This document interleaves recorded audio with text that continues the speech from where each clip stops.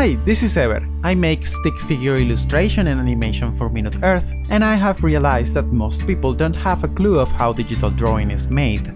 So when presented with things like this, or this, they will believe it's done with magic. But that's not true, not entirely at least. These drawings and all the digital illustrations for Minute Earth are made in Adobe Photoshop, which is a software in principle similar to Microsoft Paint.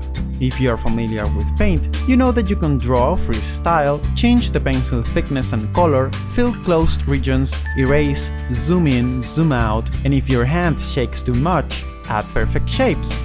With enough time and patience, you can make pixel art, which is the digital version of cross-stitching, which is also very fun. And while you could certainly paint pixel by pixel to make your drawings, it could take way too much time. Also, pixel art will have this, well, pixelated feeling, and even if they don't have this feeling at first sight, if you zoom enough, you're going to clearly see those pixels. Images made up of pixels are known as raster graphics. In contrast, we have vector graphics, which won't get pixelated no matter how much you zoom in. You can make vector graphics in Adobe Illustrator, CorelDRAW, Inkscape, and even in PowerPoint.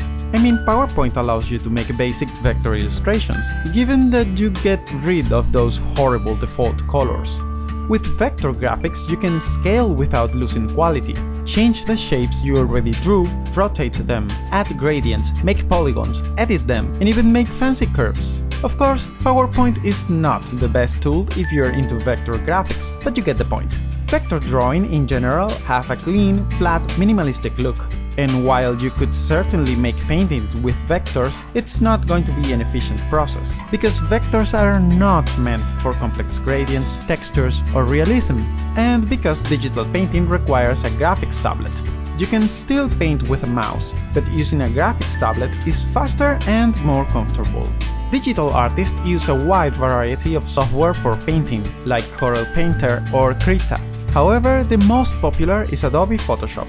For starters, Photoshop can use pen pressure to adjust brush size, opacity, scattering, color, and even shape. I mean, how cool is this? This is still raster graphics, but you won't get those jaggies. You can add gradients, vectors, text, edit photos, fix photos, fake photos, and way more things that you can list in a video.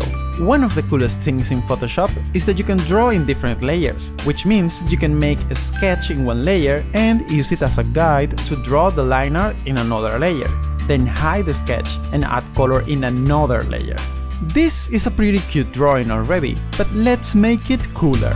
Add shadows by making a new layer and turning it into a clipping mask, which will allow you to draw only on top of the color.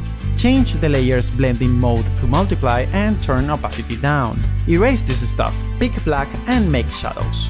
Create a new layer for the background. Pick the gradient tool and personalize it by adding a bunch of beautiful blues. Select circular gradient and you get a nice background. Finally, make a new layer and then using a light blue, make the rain.